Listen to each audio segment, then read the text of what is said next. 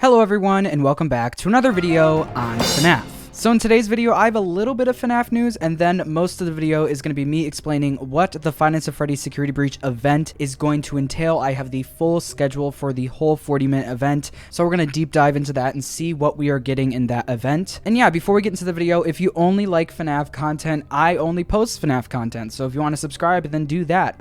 Also, turn on the post notification bell so you know the next time I post a brand new video. And if you also want to follow my second channel, Fajan, I will be posting there eventually. It's a Minecraft channel. Surprise! Also, all my other socials are in the description below, but let's get into the first piece of FNAF news. Here we go. So our first piece of FNAF news comes from Scott Cawthon himself. Scott Cawthon posted something on the FNAF Reddit for the first time in a long time, and it was regarding Fazbear Frights number 7. Scott said, "I wanted to share something with the community. It was noticed by many people that The Breaking Wheel was supposed to be the feature story of Fazbear Frights number 7, but was later changed to The Cliffs. People have speculated that it was because the story was too gruesome, but actually it was because the cover art was too scary. I thought you might all want to see what it looked like." And here is the cover art that was supposed to be for Fazbear Frights number 7. We can see like a human arm and a robot being stuck through it, and then it just, yeah, it's gross. Some people were okay with this decision, and some people kind of criticized it because they want FNAF to be more scary and they don't want Scott to be held back by anything, by any age ratings or anything. But I think this was overall a better decision. I think it will sell more copies without the gruesome book cover, because at the end of the day, there are young fans of FNAF, and if a parent sees their child pick up this book and they see this cover, they might not let them get it, and that means they're missing out on, you know, a good story and FNAF lore. If you don't remember, in an old video, we actually talked about the title change, because the title actually did change suddenly last year, and I thought it was because The Breaking Wheel was too gruesome. I thought the same thing because I looked up what a breaking wheel was, and it is definitely not PG. So I thought it was because it was too gruesome as well, and I guess I was kind of right. It was just the cover, but they don't really care about the story too much as long as the cover is, you know, not too bad. So overall, I think this was a good decision by Scott. It's going to make it more available for everyone, for a younger audience as well. What do you think about this cover? Do you think it's too gruesome? Do you think Scott should have used it? Let me know in the comments below. So the other day, it was confirmed that the RTX event for Five Nights at Freddy's Security Breach is happening on Thursday, April 15th from 11 a.m. to 11:40 a.m. EDT, which is also EST, which is also 8 a.m. PST, which is also 4 p.m. GMT.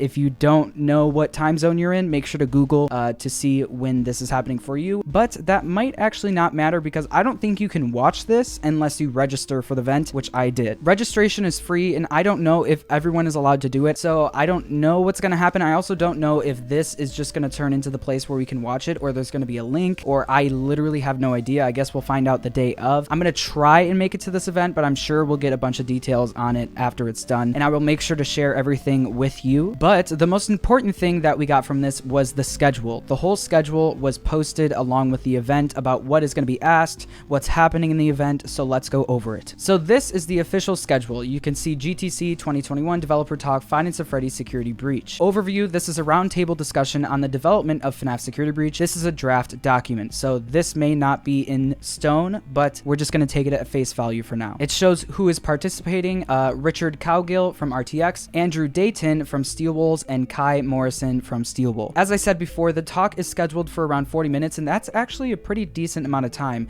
I thought we were going to get a new trailer. I really thought that. I thought this was going to be the exact same thing as we got in January, like a gameplay show-off event, but I think Steel Wolf kind of learned their lesson about when releasing things is okay and when it's probably not the best thing, because FNAF fans take this really seriously. You know, if something, even a little thing gets released for this game, we are going to be all over it and digesting it and breaking it down and, you know, all that kind of stuff. So I think they learned their lesson. I don't think they're going to show anything new, but let's jump into what they got planned. So the first thing they're doing is showing the FNAF Security Breach trailer, and here's the link, and it's actually just the trailer that was shown on February 25th. So it doesn't look like we're getting a new trailer for this, which is completely fine. The number 2 is welcome everyone and introduce the developers of FNAF Security Breach. So basically what this is going to be is Richard, who is the MC of the event, or the host of the event, is going to be talking to these 2 Steel Wool employees about the development of the game and what it's been like and how it's going. As you can see, they have a bunch of questions for them split into different parts and different time frames: 8 minutes, 12 minutes, 12 minutes. So a relatively decent decent amount of time for each stack of questions, and then they're ending with an open Q&A for 15 to 20 minutes at the end. I don't know what that's going to look like. I don't know if I'm going to have a chance to ask this question, but we'll see. So first of all, they have them talking about, can you tell us more about Steelwool? They played their latest game in Oculus and it was pretty scary, and they wanted to ask him about that. What's it like to make not just a FNAF game, but the first modern FNAF using advanced technology? And they asked, Steelwool is a relatively small developer and less than 20 people are making FNAF Security Breach. You heard it here,